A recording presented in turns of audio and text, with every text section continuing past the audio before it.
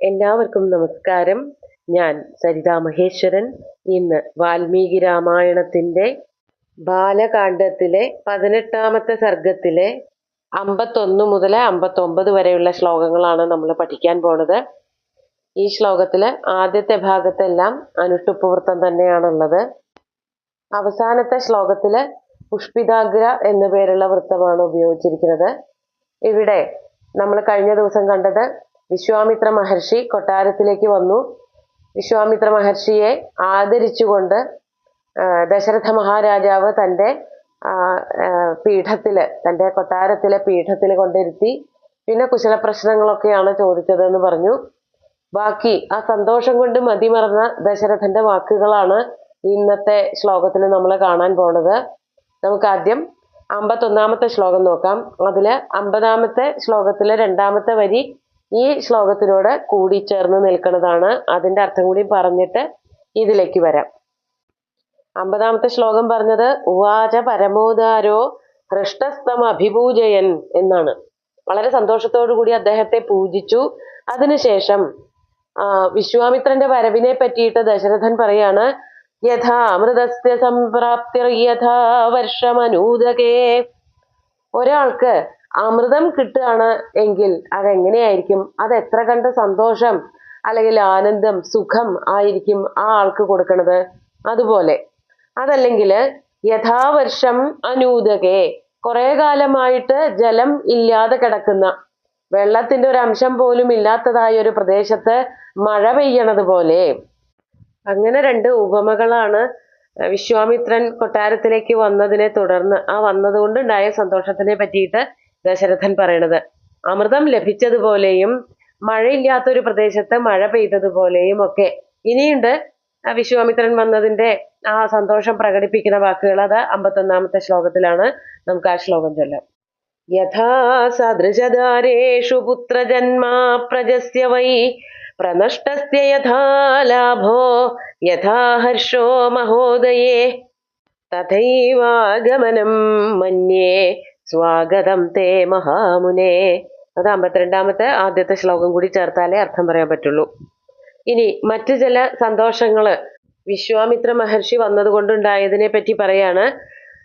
അപ്രജസ്യ, കുട്ടികളൊന്നും ഇല്ലാത്ത ഒരാൾക്ക്, സദൃശധാരേഷു പുത്രജന്മ യഥാ, പുത്രന്മാരില്ലാത്ത ഒരാൾക്ക് ഉത്തമയായിട്ടുള്ള പത്നിയില് ഒരു പുത്രൻ ഉണ്ടാവുമ്പോൾ എത്ര കണ്ട് സന്തോഷം ഉണ്ടാവുമോ അത്ര കണ്ട് സന്തോഷം വിശ്വാമിത്രൻ വന്നതിലുണ്ടായി തനിക്ക് എന്ന് പറയാണ്. അതാണ് അപ്രജസ്യ സദൃശധാരേഷു പുത്രജന്മ യഥാ.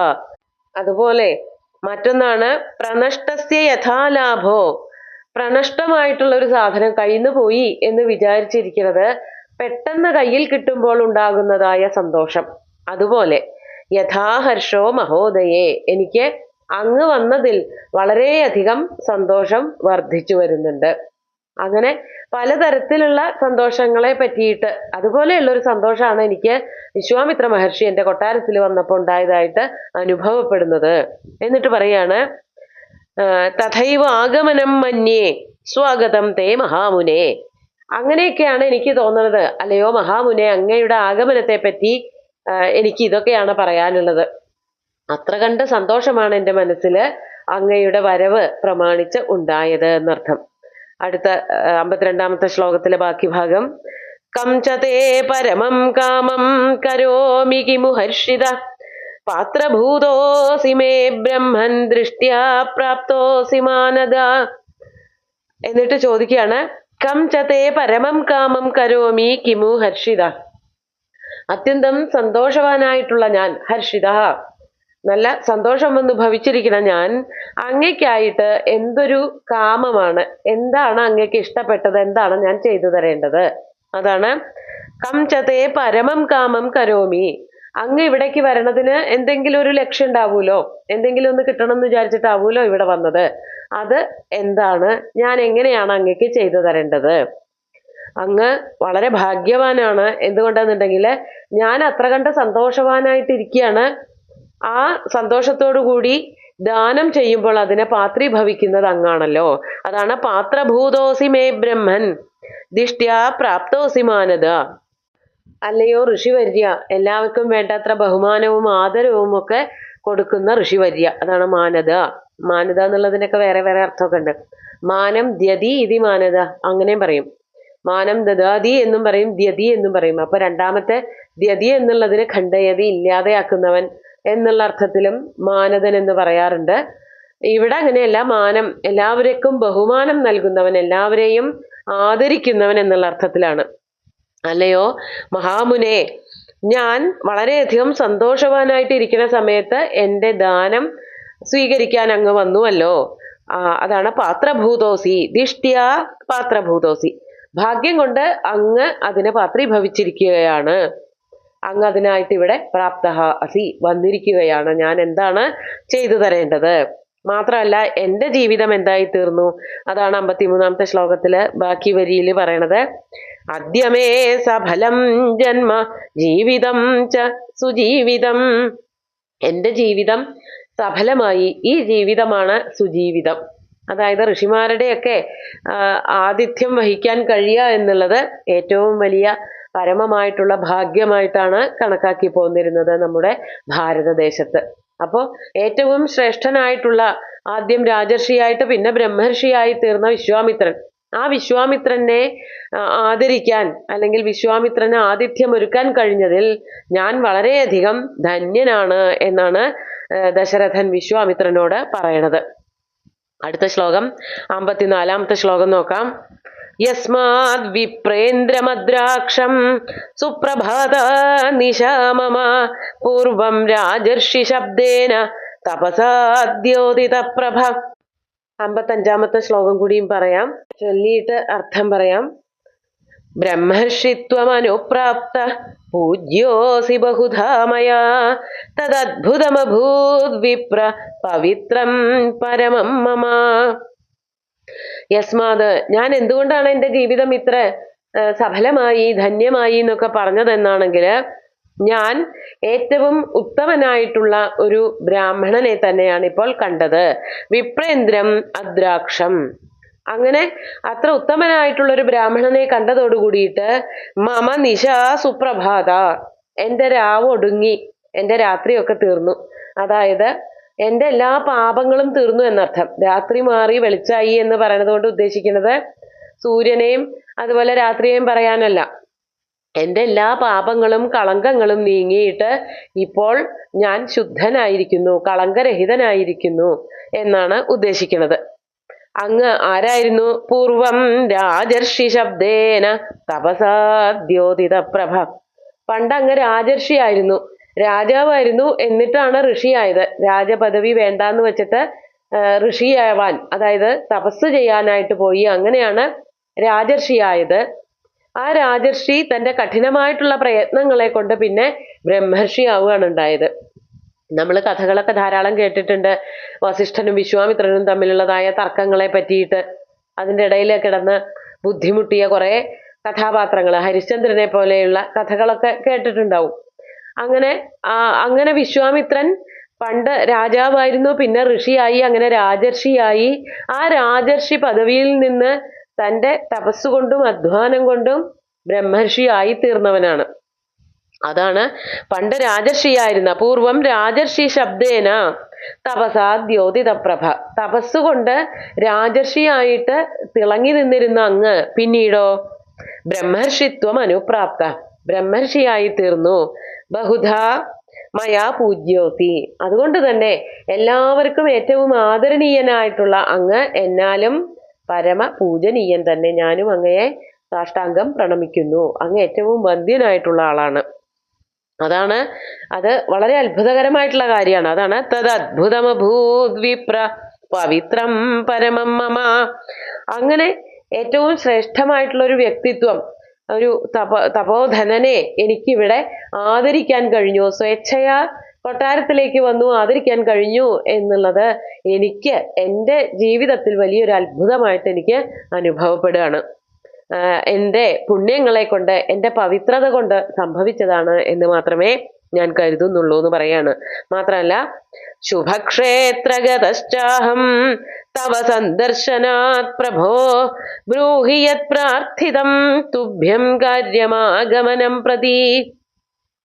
എന്നിട്ട് പറയാണ്, എന്റെ ജീവിതത്തിൽ ഇപ്പോ ഞാൻ എന്റെ ശുഭഗ്രഹങ്ങളിലേക്കുള്ള യാത്ര തുടങ്ങി. അതാണ് ശുഭക്ഷേത്ര ഗതശ്ചാഹം. എന്റെ ജീവിതയാത്ര മാറിയിട്ടുണ്ടാവൂ. ഇപ്പോ ഇത്ര ഉത്തമനായിട്ടുള്ള ഒരാള് പ്രത്യേകം ക്ഷണിക്കാതെ തന്നെ കൊട്ടാരത്തിലേക്ക് വന്നു കയറുമ്പോൾ എന്റെ ജീവിതം കൂടുതൽ ഭംഗിയാവുകയാണ് ഉണ്ടായത്, കൂടുതൽ ശ്രേഷ്ഠമാവുകയാണ് ഉണ്ടായത്. ശുഭഗ്രഹങ്ങളായിരിക്കും എന്റെ വഴിയിൽ ഇപ്പോൾ ഉണ്ടാകുന്നത്. അതാണ് ശുഭക്ഷേത്രഗതശ്ചാഹം തവ സന്ദർശനാത് പ്രഭോ. അങ്ങയുടെ സന്ദർശനം കൊണ്ട് എന്റെ ജീവിതമാർഗം ഏറ്റവും ശുഭമായി തീർന്നിരിക്കുന്നു. എന്നിട്ട് പറയാണ്, പറയൂ ഞാൻ എന്താണ് അങ്ങക്ക് ചെയ്തു തരേണ്ടത്? ബ്രൂഹി യത് പ്രാർത്ഥിതം തുഭ്യം കാര്യം ആഗമനം പ്രതി. ഇവിടേക്ക് വരുമ്പോൾ ഏതൊരു കാര്യം നടത്തണമെന്നാണോ വിചാരിച്ചിരുന്നത് അതെന്നോട് പറയൂ. ബ്രൂഹി എന്ന് പറഞ്ഞാൽ പറയൂ, എന്നെ കൊണ്ടാവണത് പോലെയൊക്കെ ഞാൻ നടത്തി തരാം. രാജാവാണല്ലോ. അപ്പോ ആ വിപ്രേന്ദ്രനോട്, വിശ്വാമിത്രനോട് പറയാണ്, ഇച്ഛാമ്യനുഗൃഹീതോഹം ത്വദർത്ഥം പരിവൃദ്ധയേ കാര്യസ്യ ന വിമർശം ച ഗന്ധുമർഹസി സുവ്രത. മാത്രല്ല അങ്ങയ്ക്ക് വേണ്ടതൊക്കെ ചെയ്തു തന്നിട്ട് അങ്ങയുടെ അനുഗ്രഹം ലഭിക്കണം എന്ന് എനിക്ക് മോഹമുണ്ട്. അതാണ് ഇച്ഛാമ്യ അനുഗ്രഹീതോഹം ത്വദർത്ഥം പരിവൃദ്ധയേ. അങ്ങയുടെ ആഗ്രഹങ്ങളൊക്കെ നടത്തി തന്നിട്ട് അത് സാധിപ്പിക്കുന്നത് കൊണ്ട് അനുഗ്രഹിക്കപ്പെടാൻ ഞാൻ ആഗ്രഹിക്കുകയാണ്. അതൊരു വലിയ അനുഗ്രഹമാണല്ലോ. ആ അനുഗ്രഹം എനിക്ക് കിട്ടണമെന്ന് ഞാൻ ആഗ്രഹിക്കുന്നു. മാത്രമല്ല അല്ലയോ സുവ്രത. സുവ്രത എന്ന് വെച്ചാൽ വ്രതങ്ങളൊക്കെ കൃത്യമായിട്ട് ശോഭനമായിട്ടുള്ള വ്രതങ്ങളൊക്കെ നടത്തുന്നവനെ, അല്ലയോ മഹർഷേ, അങ്ങയുടെ ഈ കാര്യങ്ങള്, എന്നോട് പറയാൻ പോണ കാര്യങ്ങള് നടന്നോ എന്നുള്ള കാര്യത്തിൽ, അല്ലെങ്കിൽ നടക്കുമോ എന്നുള്ള കാര്യത്തില് യാതൊരു സംശയവും വേണ്ട. എന്നോട് പറഞ്ഞാൽ തന്നെ അത് നടന്നതുപോലെ ആയി തീർന്നു. അതാണ് അങ്ങയെ സേവിച്ചിട്ട് എനിക്ക് അനുഗ്രഹം ലഭിക്കണമെന്ന് മോഹമുണ്ട്. അത് വേഗം തന്നെ അവതരിപ്പിച്ചോളൂ എന്ന് പറയാണ്. നമുക്ക് 58-ാമത്തെ ശ്ലോകം നോക്കാം. കർത്താചാഹമശേഷേണ ദൈവതം ഹി ഭവാൻ മമ മമ ചായമനുപ്രാപ്തോ മഹാനഭ്യുദയോ ദ്വിജ തവാഗമനജഃ കൃത്സ്നോ ധർമ്മശ്ചാനുത്തമോ ദ്വിജ. അല്ലയോ ബ്രാഹ്മണശ്രേഷ്ഠ ദ്വിജ, കർത്താച അഹം അശേഷേണ ദൈവതം ഹി ഭവാൻ. ഞാൻ ചെയ്യാൻ ഉദ്ദേശിക്കുന്ന, ഞാൻ സേവകനാണ്, അങ്ങന്റെ ദേവതയാണ്. അപ്പൊ ദേവതയ്ക്ക് വേണ്ട കാര്യങ്ങളൊക്കെ സേവകൻ ചെയ്തു കൊടുക്കൂലോ. അതാണ് കർത്താചാഹം അശേഷേണ.